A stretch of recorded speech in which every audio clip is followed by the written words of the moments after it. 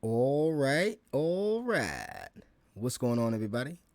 DB4 here, and welcome back to the channel, and welcome back to some more PoxNora. We are here for yet another glorious special feature. Now, PoxNora is a free-to-play game available on Steam. It's actually a tactical turn-based trading card game, TCG. It has actual trading in the game. It has a little bit of RPG elements. It has deck building, crafting, all of those good things. Now we've decided to do a showcase on this game because this game is a very old game, but just recently, just this month, that's August of 2022. For those of you who might watch this video in the future, PoxNora just did a huge client update. These guys remastered the entire game basically. They have a bunch of new sprites. It's running on a brand new client. It's been optimized. The graphics look better, everything. And there's hopes for new expansions in the future. So with this game being about 16 years old now, and actually being the OG of this genre, because if you played games like Duelist and things like that, you would know that this is a very fun genre, and this was one of the very first games of its kind. So salute to PoxNora and the developers, and yeah, let's get it going.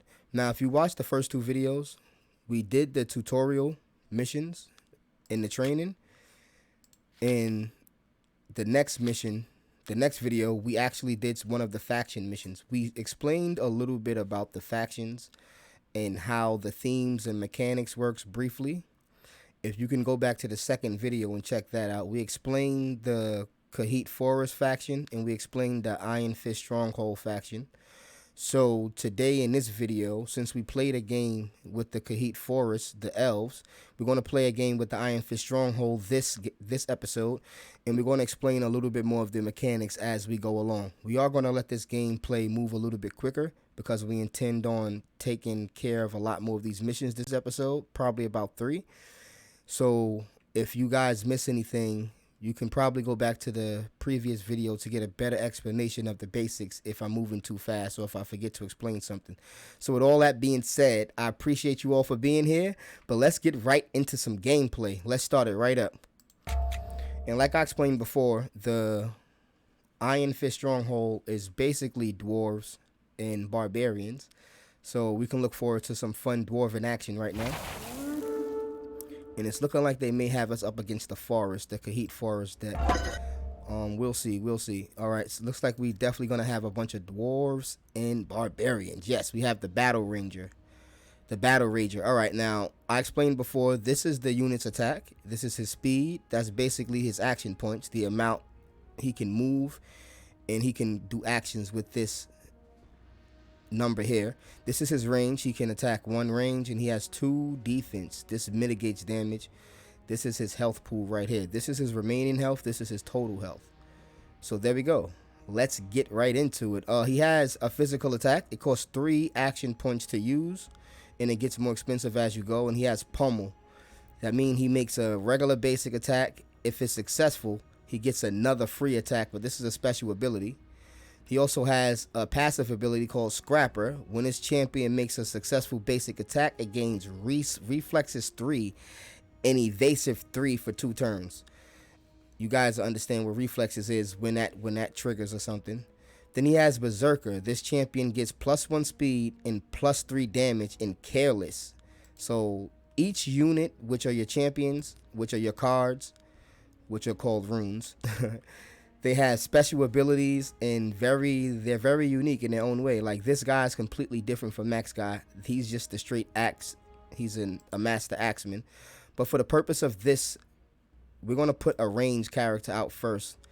This is the Dwarven Sharpshooter. He has a range of 3 to 5. He does 10 damage, 1 defense. He has a bunch of cool abilities that I can explain as we use them. But yeah, I think we're going to put him out first.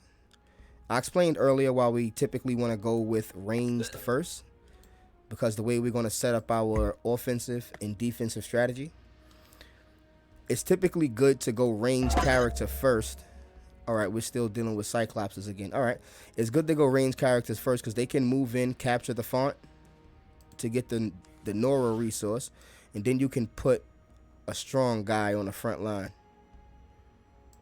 Let's throw out the Battle Rager, since we already explained a lot of his abilities. Now, units have equipment that we can equip and everything. Oh, he gets regeneration. Okay. Axeman's Fate. Equipped Master Axeman gains 15 max HP and 2 damage. Other protected champions gain regeneration 2. And Wrath champions lose 3 HP per turn. Okay. Oh, so if we give it to a specific creature, the Master Axeman, he gets 15 max HP and plus 2 damage. If we give it to anybody else, they don't get this buff, but they do get plus 2 regeneration per turn. That's basically plus 2 HP per turn. That's pretty good. All right, let's start lining up our guys in position. We're going to start deploying a few more dudes before we continue. This is a priest character. Oh, it has a heal, and it's okay. We're gonna summon this priest because they have a heal ability, which is gonna come in handy, and it also can attack 2 to 4 spaces, so it can get to the battle faster than a close range character can. So yeah, let's get busy. Let's go capture this font. We're not gonna move in just quite yet. We want to kind of set these guys up to come in towards us a bit, and we also want all of our creatures to be in play. Yeah, I'll move about 3 spaces there, and I guess we'll go. Let's do some counting like we did last time. This guy can move 1, 2, 3, 4, 5, 6 spaces maximum. This guy can move. He has a speed of 6, so he's going to get 6 action points. He can go 1, 2, 3, 4, 5, 6. So we basically want to stay within these few squares so we can't get attacked next turn. So let's go like right here should be good. Because even if they move up and engage us, they won't be able to attack us because they don't have enough action points. So let's put out some more offense actually. Let's actually bring somebody up to the front line to help out, like this axe wielder. We might equip him with his special axe in a second. All right, let's end the turn there. Oh, this guy has Careless. Okay. Okay, Careless means you lose all of your AP at the end of the turn. So, you know, he's not going to stack AP. And these guys are playing it smart. They're not going to move in just yet. But it's pretty cool. That allow us to bring some more offense up to the front line and play it safe just like they're going to play it safe. Pretty dope. And actually, this guy's a range guy. He's going to try to move in. We're going to try to head him off at the bridge. Soon as he moves in, we're going to try to engage him and stop him there. Now, we can get some shots off with this guy. He does have a range of 5. Let's see how close he can get without really getting in range of nobody else. Let's see. He'll need to move up 1, 2 more squares to actually do some damage. Can he get an engage on the Moga? You know what? I'm going to take the engage for the simple fact that I can take their font away from them. You know what? I don't even have to go for the... I am going to go for the engage. I'm definitely going to go for the engage, and there's a reason why. But for now, we're going to move up 2 spaces and go for the attack. And we still have protection from this guy because he can't really run past us. And we should be able to get him moving in time. All right, we're set up. Let's go. All right, now we took their font, meaning they're not going to be able to spawn any creatures over here. They're going to have to back them up over here. That buys us some time. Great. He's going to try to hide in a river. We're going to move up. All right, we took that double team on purpose. We have help coming with a heal over here. We definitely have healing. So let's actually move this guy up first. Let's move this guy up first to make sure we can protect our ranged characters. Great. Does this guy... All right, they're not saving any AP, but we don't want to take a double attack here. So what we're going to do...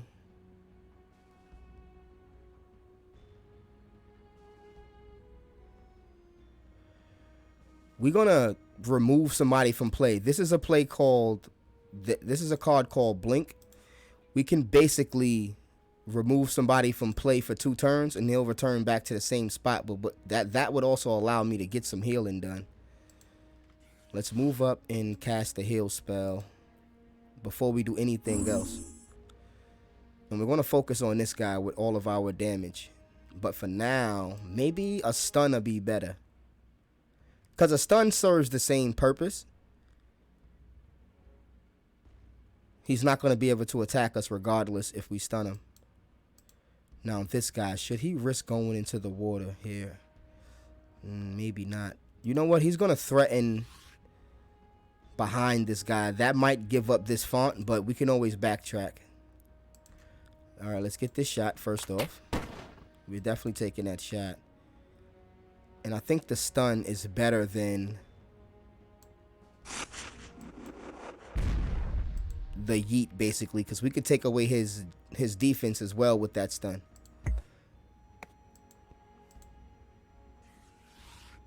Good. Now let's see what this guy does. Does he go for the attack or go for the steal on the font? All right, he went for the middle ground. Oh, he actually helped us out tremendously. He helped us out tremendously because now we can engage and get the attack off. We could have dropped the standard, but we're actually going to put somebody else here too. All right, let's move the axe wield up a bit. We could kill the Moga and take even less damage, or we can kill this guy. I think we're going to have to kill this guy. Yeah, we're going to have to kill him. He's way too powerful. He's dealing 16 per hit. 12, we can take him out with 2 shots. There we go. All right, we took care of that. Now, we won't be able to get the... Oh, we can get the orb, actually. Let's just move up. All right, we got the orb. Now, we can take a shot at this Moga. And what we're going to do is we're going to equip the granite braces on this guy. And what that's going to do is this guy's going to always miss his first attack. And he's going to retaliate with his attack of his own. So that's going to be amazing. And we also have other stuff we can do, but we're not going to do it now. We're going to hold that. Yeah, I think we're going to hold it. Yep, we're going to hold the Nora.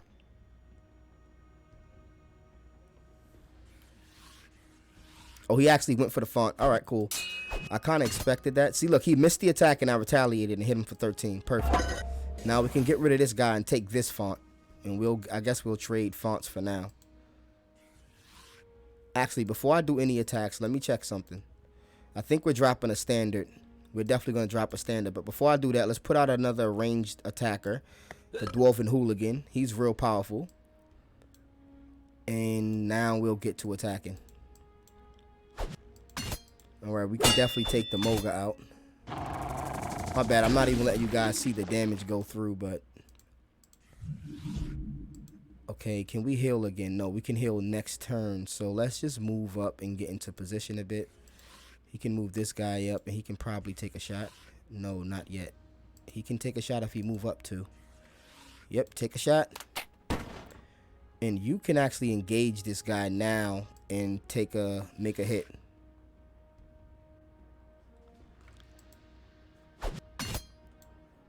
Alright. Now we're set. We should be able to get this font back next turn, no problem. Oh, we accidentally didn't take the font. Yeah, we made a mistake. We should have moved over here. Yeah, we made a mistake here. This is a big mistake. We made a huge misplay. We were supposed to move here to attack. We tried to save AP. And it's going to cost us a lot. No big deal. We can fix this problem. Let's move over to...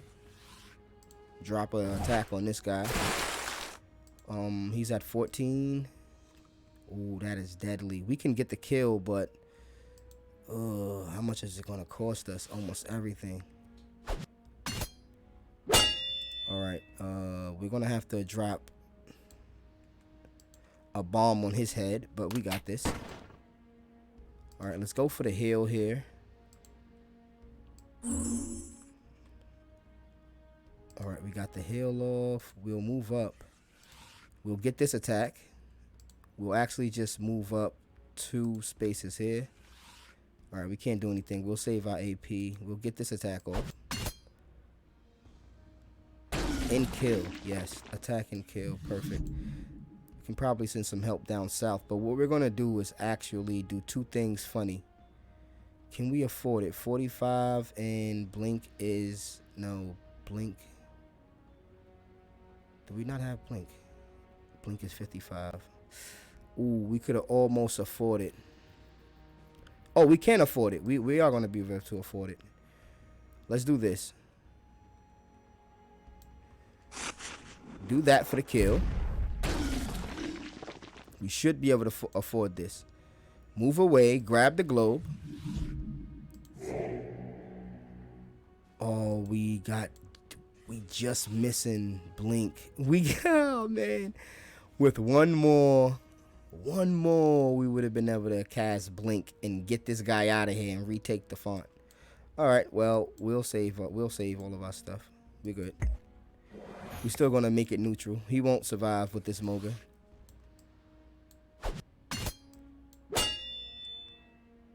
Nine damage. All right. Oh, he's actually out of the font. That's amazing. All right, let's move in. I think we'll move in for 3. Get this attack off. These guys throw kegs of beer. That's amazing. Just amazing. All right, you know what? You go all the way over here. And we're going to have you go crazy on the shrine next turn. You, my good man, you become a beautiful target this way. You guys go straight up this route to be annoying and create support. We're going to summon some other interesting dudes like this guy. He gets stronger every turn. We're going to summon him. And I think we're finally going to put the standard down to gain that extra 8 HP as well as that 1 extra damage for everybody. That's really a relic you want to put down as soon as possible. It allows you to get 5 health and +1 damage, which does add up. See, look, we retaliated. Perfect. All right. Let's move in for sure. You can start getting at this guy, and everybody else can start working on the shrine. Yeah, we're going to just go straight for the shrine. We don't even gain. We're not going to necessarily get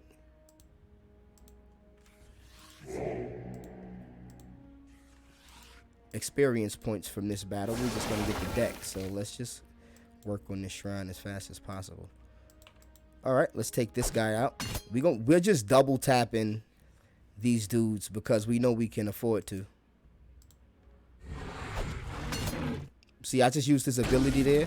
You get +4 damage and -2 defense for 2 turns. It's not going to matter because in 2 turns we won't even have any enemies near us. So that'll just allow us to fast track that battle. See, saving your abilities to the last moment it comes in handy. It definitely does. Now we can just summon a bunch of ranged guys on this end.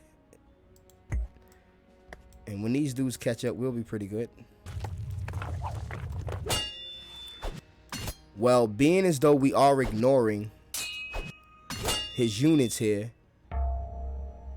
he may start mounting a comeback unless we can burst down his shrine with everybody. Yeah, we should be able to do it. Everybody's in range to hit it, so we're pretty good. Everybody can get 1 attack off.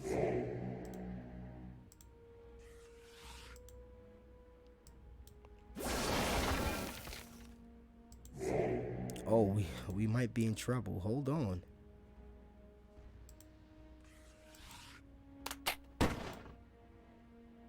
Ooh, we missing 2 damage.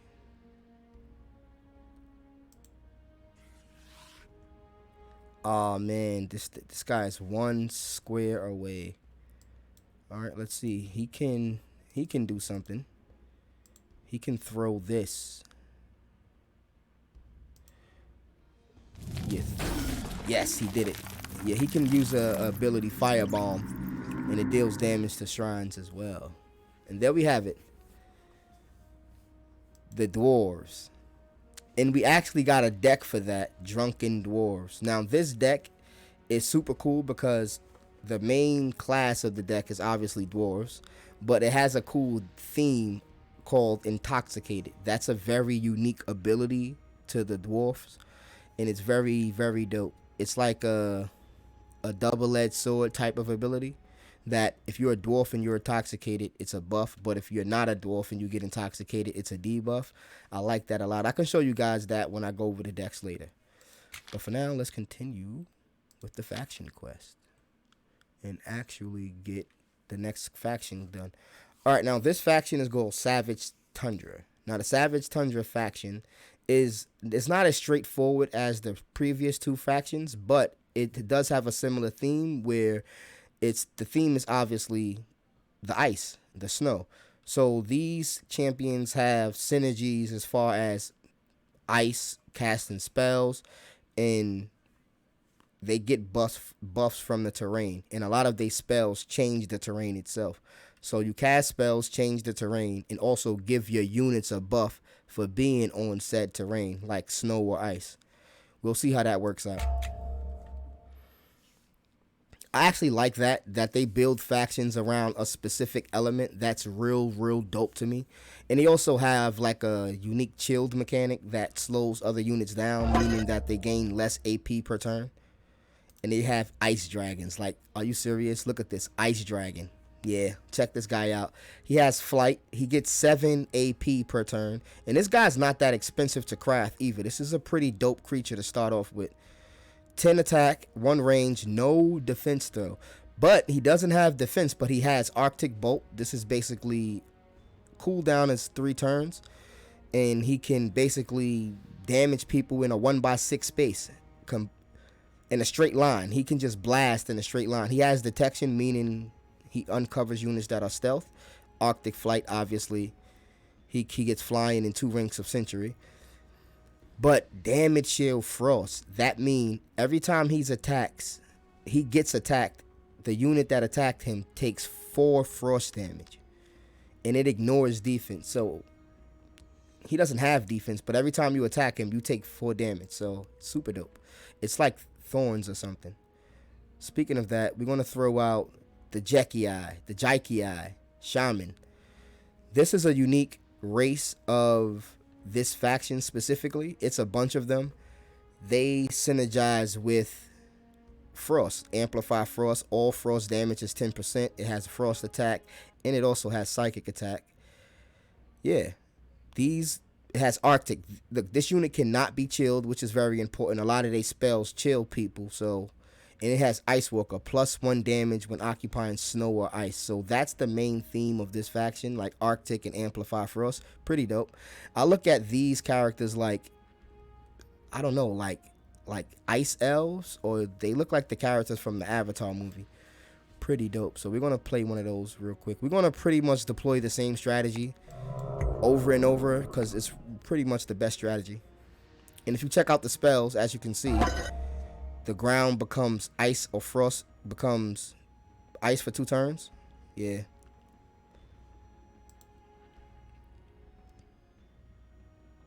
Now we can start playing some dragons after we move up. We're going to put out dragon after dragon. We're going in with dragons this entire time. And since she's boosting frost damage, he's going to get a boost too. Actually, he gets a boost from Century. Arctic Century. I mean, he gets a boost when he's near the shrine. For every rank of Century, I think. All right. We can play the Ice Snap. Oh, man. This guy has a range of 2. And he has 1 defense. Amplify Frost as well. Frost Cone. Oh, man. Grand Entrance. Awestruck for 3 turns. We can Awestruck this guy. Should we wait? He's going to be the closest. No, we're Awestruck. If we Awestruck this guy, he might not even be able to move. Let's do that. He's going to be Awestruck for 3 turns. There we go. Awestruck.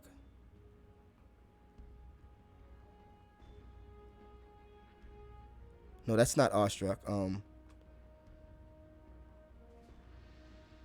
-1 speed. Okay. I like that. Now let's move in.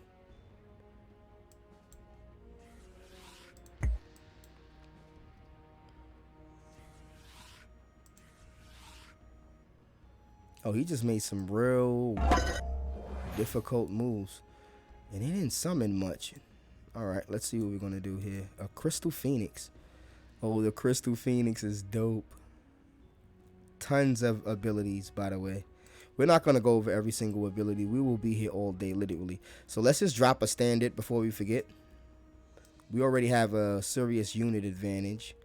So can we stop this guy? Yes, we can. We can possibly get in here and prevent this guy from keeping this. I'm not sure if it'll be enough space, but we're going to try. Nah, we're just outside of the radius. Alright, cool. We can go over the water with these guys too. We could just fly straight. And we'll end the turn and save all of our Nora for something powerful.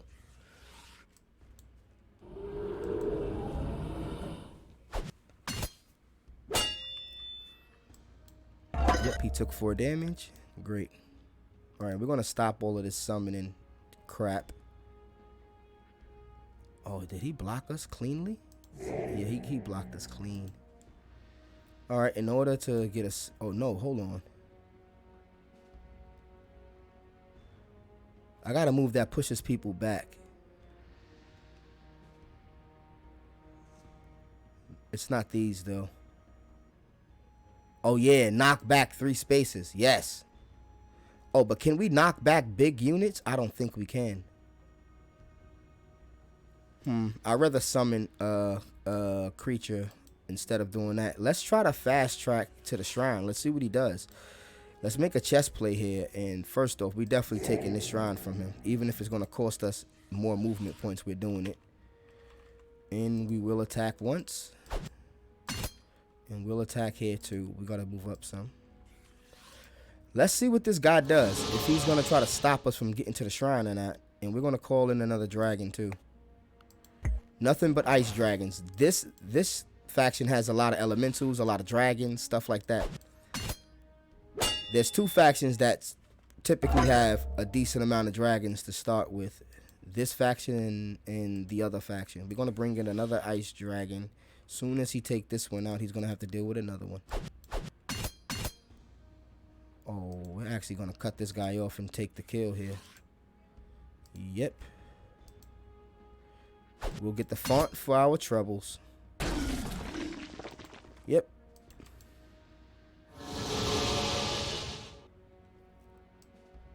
Alright, now let's summon. And we'll end up getting that globe. Let's summon some more pain down here. Maybe a ranged character to make sure we can chase this guy off properly. Now a Lennox, they're like, I guess half lynx, half man. Snow creatures.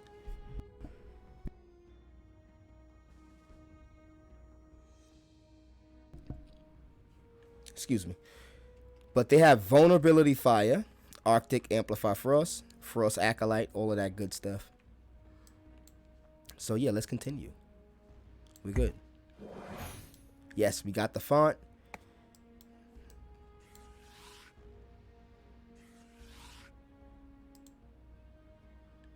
I don't think he made it into the font. No, he did not make it into the font. That is beautiful.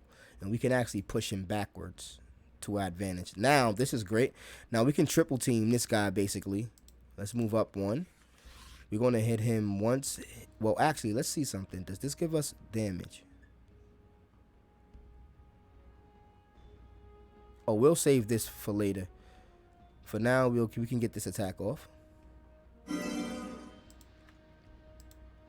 Just back. You know what? Move over a bit instead of backing up.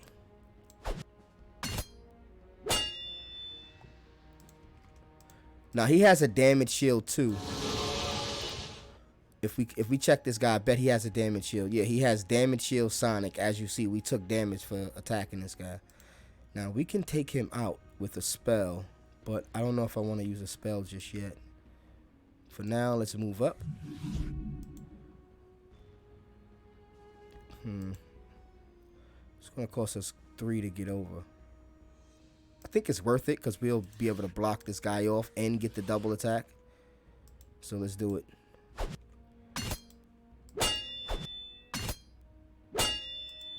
Alright, he's strong as far as defense is concerned, but we can keep summoning monsters near this guy. We'll have 3 monsters. Another beast we can summon. Now, I'm not too worried about this guy. We can take him out next turn. He get 1 attack, and he's not going to do damage to our shrine, really. Oh, and he just used his turn to run. Alright, great. Yeah, he attacked the right guy. Great. Let's try to take away some of this guy's defense. He has a lot of defense. Let's try to take some of it away.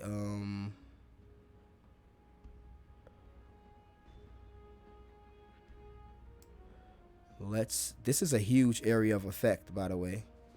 We have to be careful with it. We might end up targeting a few of our own guys. Yeah, we can't get this guy because our guy is in the way. Hold on, let's see something. Did we? Oh, we did it, right? Oh, but using an AoE for 1 dude. Oh, no, we hit the shrine, too, so it's worth it. And we can make all of this area ice. And we took away some of his defense as well. We'll put the shrine down to make it so that everybody in this area is a little bit stronger. Yep. Now let's take this guy down. Actually. Oh, that was a mistake. Because we ended up doing damage to our own guy. That was a mistake. I didn't mean to click. Yeesh. Alright, let's attack regular. Man, he's gonna survive. No, he's not. Yeah, this guy can attack from 2 spaces away, so we can get this. Great. Good, we got him, we got him. Alright, now we can move up and go block this guy off. He won't be able to get too far. Now, let's finish this guy off with a ranged character, so we don't have to move our melee guys backwards. Yep. And he can pick up the globe, be on his way forward. This guy can go head these guys off. Move right up to get in range on a shrine. Now we're good.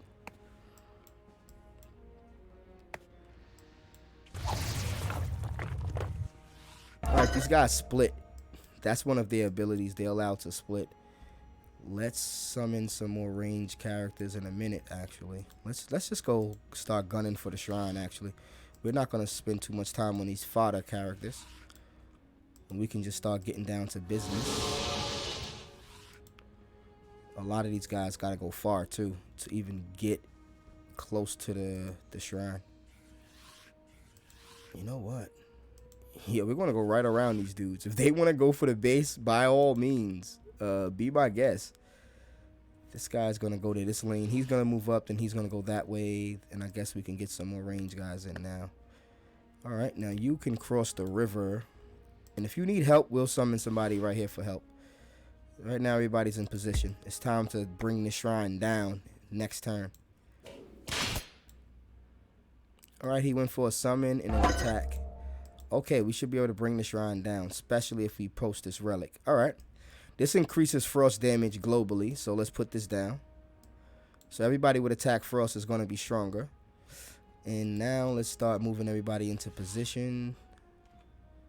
Yeah, he can get his attack off. He can get his attack off. He can get his attack off. This one.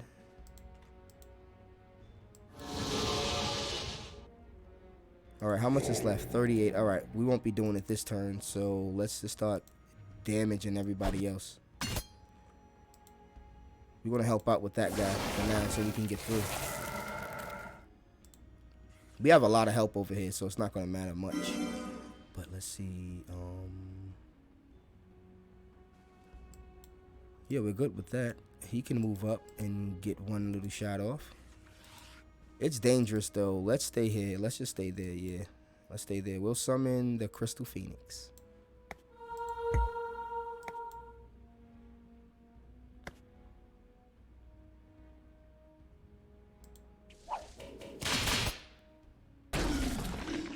Okay, he finally got the kill on that guy. Alright, we're going to double tap the actual shrine. Tap it again. Oh, almost. I think we can do it. Double tap again. That should be good. And the way I'm doing this so fast is this ability's hotkey is 1. So I just tap 1 attack. And same thing for that. The next one will be 2. And there we go. Winter's Grasp. And we got Frost Guard. Good stuff. Good stuff. Now let's head to another faction mission. Now, with this faction, similarly to the previous faction, this is the Fargroth Swamp. It's more of swamp creatures and creatures that get a buff from the terrain like water. Specifically, a lot of their spells turn the terrain into water terrain, and obviously you get debuffs for standing in water, and a lot of their creatures get a buff for standing in water, and they get to use powerful abilities as well for being in water specifically. So it's kind of very similar to this faction, but this faction's element is ice, and this faction's element is water, and these creatures are more like half frog, half man. They have some creatures that are like half lynxes, half human. Pretty dope. They have dragons. I haven't seen much dragons with these guys, but they have turtles and they have frog creatures. We'll get to see that right now. So like I said, these factions aren't as straightforward. They're a little more complex with the mechanics, but they do have interesting lore and interesting mechanics to go with the lore of the game. Pretty dope. And as you can see, these guys are called bog hoppers. They're basically half frog, half man. Pretty dope, pretty dope. Bog hopper, huntsman. Now, their main theme is this leap ability. They can leap 4 spaces, usually for 3 AP. If it's engaged, it costs an extra AP. So usually the leap ability just allows you to move 4 spaces for the cost of 3 AP. That's typically a bonus in movement. So they have a huge movement bonus, and they usually have amphibious, meaning they don't get any penalties from water, similar to the other faction when it comes to the ice. They have detection as well. He summons a hippo. So yeah, that's their main. Most of these guys are gonna have. These are Furks, another minor faction, another minor race within this faction. Another bog hopper. It's a rogue. Pretty decent abilities. See, he has the leap ability as well, amphibious, and a lot of them have regeneration as well. So they are reptiles. So they look like Ninja Turtles. They look so dope. Some of them look like Ninja Turtles, and some of them look like frogs. This is so dope. So yeah, we're gonna play with these dudes, and their main damage is like, instead of ice and frost, they do poison damage and stuff like that, and a lot of physical damage. So yeah, let's summon a ranged guy first. This guy is 3 to 5 damage, and he has regeneration. So let's summon him. He's one of the more powerful bog hoppers you can get. So as always, let's pop him out first in turn, and we've done this a few times. Let's just start playing guys left and right to keep this going as fast as possible. We're going to pop him there, and we'll go with the next bog hopper that we researched, and he'll get a hippo to go with it. And a lot of these guys are paladins and warriors, so they blend well with the dwarves. I like that a lot. Because a lot of the dwarven spells work well with paladins specifically. So that's super dope how they have a little bit of crossover there. Like, I'm not sure if this guy's a paladin. But let's check real quick. No, he's a brute. But yeah, even that class, the brute class, blends well with the dwarves, because a lot of the dwarves are brutes. And I think that intoxicated ability is not only specific to dwarves, but it can also be specific to the brute class. So that's super dope. There's a lot of crossover like that. Now these guys, this is why I call them frogs and not turtles, because he's obviously has a long tongue. They're like turtles mixed with frogs in a weird way. So let's put another ranged guy out, since we have 2 melees, and let's get going. We'll take this Cyclops out in no time. See, they're backing off. Look, they do something different every time, man. Let's send our hippo across the water along with our bog hopper friend, and since we are amphibious, we can actually stage in the water and without any problem. We don't have to worry about that being a what's the name. Now, since we're about to engage soon, let's make sure we place our standard so we don't forget. And reverberating blast. Nah, we'll save our stuff for our assault next turn.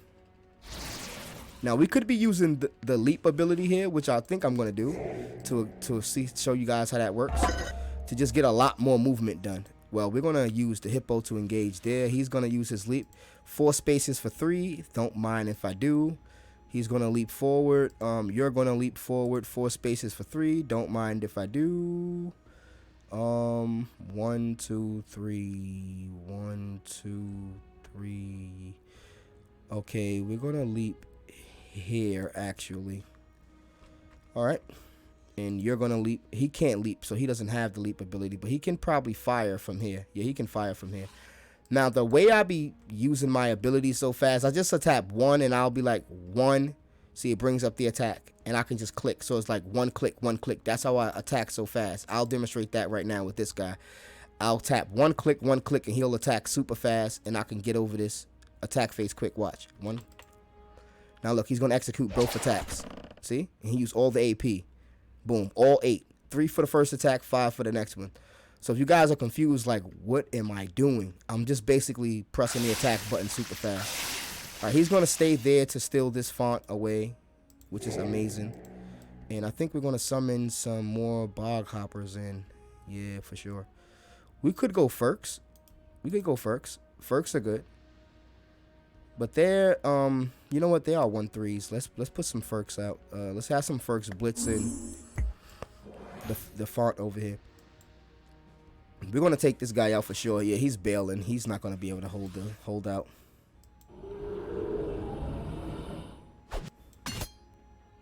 Oh man, this guy did a lot of damage. Yeesh. Maybe we shouldn't have been focusing the other guy. All right, well, if you guys want to do that.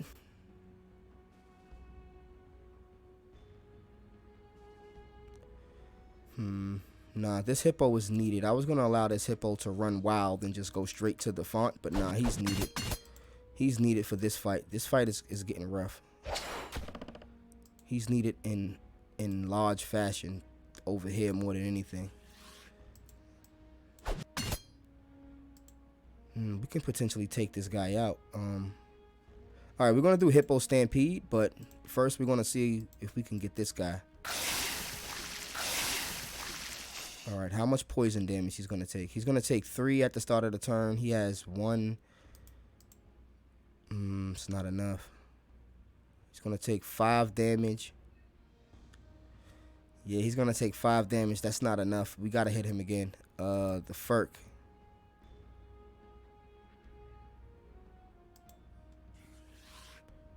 All right, we're going to Hippo Stampede.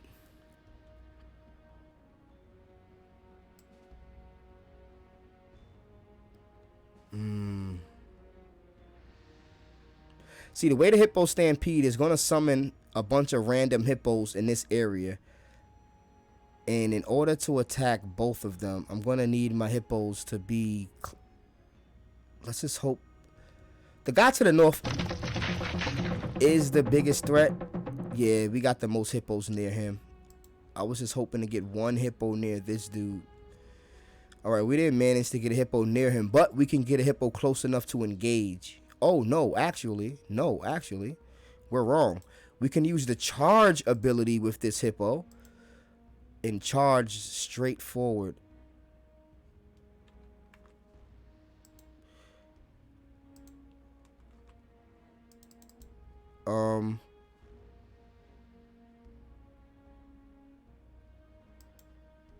Oh, it has to actually hit the guy. Okay, cool. So we'll charge this guy. We have to be able to select the target if we want to do the damage. All right, well, that's cool.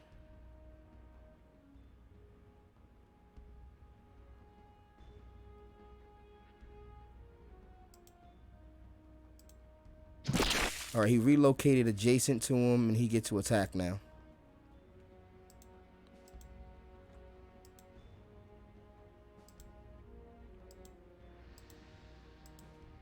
Oh, okay. He's not going to attack. Cool. Oh, let's move up 1. I don't know what's wrong with me. All right. Now we can get this attack off. There we go. Great, great, great. We can't... Oh, can we? Can we? We can leap. Oh, we gotta move up one to get that with a leap. We going for it. Alright, this is what we're gonna do. We're gonna leap over there for that ability. Move up one and leap to capture this. Yeah, we could use it. We're being greedy, but it is what it is.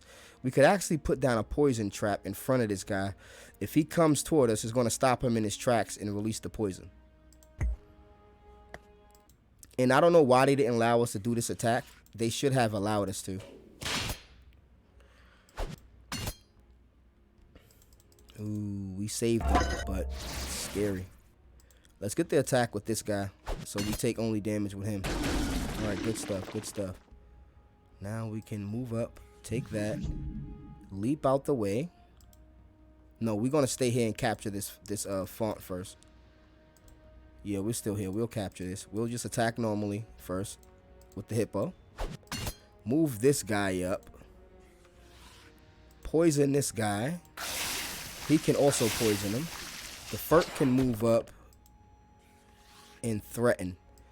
You know what? Go for the engage. Yeah, we'll save all of our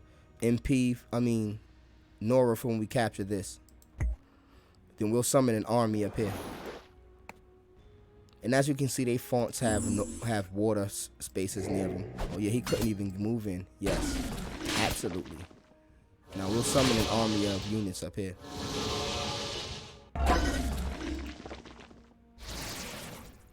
I don't know what my Furk just did, but he just Furked this guy up. Alright, now we can basically start killing stuff. Alright, let's summon a Furk because that Furk just did some amazing stuff.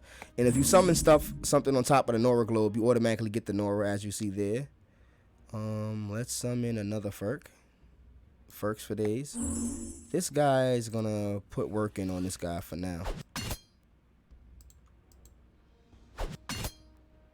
Now, one thing I love about this artifact, it has its extremely long range, and it can hit almost anything. As you can see, explosions.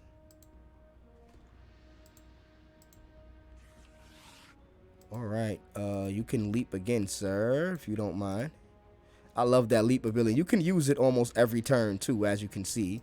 Oh, we can double tap these dudes. Let's do it. Because he leaves a lot. He gives a lot of poison damage. As you can see, excavated and poisoned. Yeesh, nasty. Alright, we can end the turn there.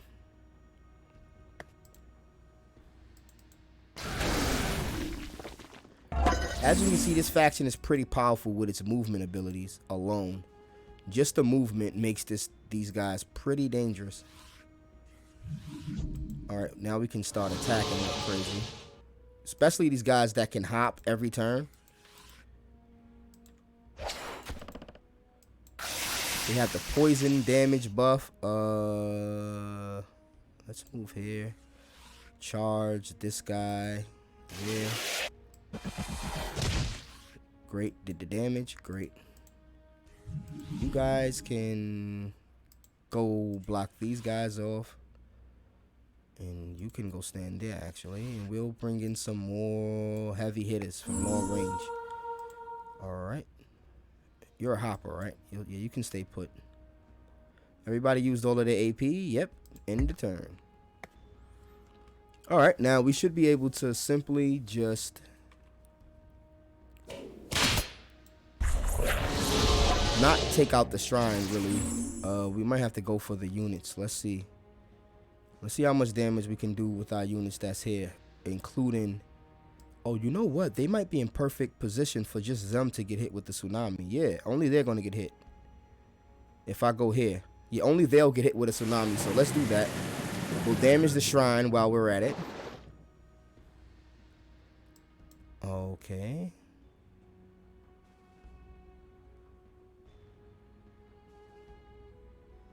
Oh, I like that ability. But let's deploy some more range dudes.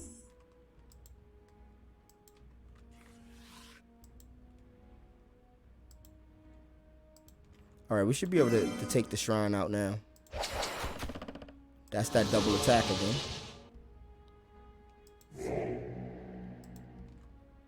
Oh yeah, we can hit the shrine from here with this thing, as well as the cannon. There we go. Sometimes you can ignore the champions and just go for the shrine. A pretty effective strategy if you up close like that. And there we go. We have the Defenders of the Swamp deck. Very similar to the deck we just played. It just don't have the exact same cards and things like that. So yeah, there you have it. Let you guys see another 3 dope decks. We got to see a deck that's pretty straightforward, focused on defense and a little bit of elf synergies and things like that. I mean dwarf synergies. Now I showed you 2 decks that work off of a certain element, and they have their own certain types of synergies. Like these guys have a movement theme with their leap ability. These guys have the Amplify Frost, which gives a global... That Amplify Frost for 10%, that's global. So if you have a Frost attack at 10, that's +1 damage for every champion or every spell you play while that Amplify Frost champion is available. And you can amplify abilities up to 30%. So you can have up to, that stacks up to 3 times. So you can get a +3 damage globally for all ice spells with this type of deck. So it has a real heavy ice theme. Pretty dope, pretty dope. Same thing with these guys. These guys have a heavy poison theme. You can do a lot of things like to make the terrain into water, and then cast spells that drown creatures, instant death if you're standing on a water tile. Super cool stuff like that. It's super hard to move through water and ice. These guys don't have that disadvantage. These guys have the best movement in the game, minus flying, but they can move further than every other unit because they can move 4 spaces for 3 action points. And they can pretty much do that almost every turn. So these guys have the best movement. We'll get into the nuances of the other factions later on. I think that's going to be it for this episode. Now, man, if you guys like this video, make sure you like, comment, and subscribe. And if you want to play this game, it's a free-to-play game. They also have it on PlayStation 4 and I believe PlayStation 5. You can check the description box below, go to the Steam page, and download it. This game is super dope. The website is still up and running. You can still do live trading on the website. The marketplace is still up and running. It's a brand new game as far as I'm concerned. It's a remaster as far as I'm concerned. So yeah, if you like this content, let's keep playing PoxNora and keeping this game alive. With that being said, I appreciate you all for watching this video. I appreciate you all for being here. And yeah, it's your boy DB4, and I'm out. Peace.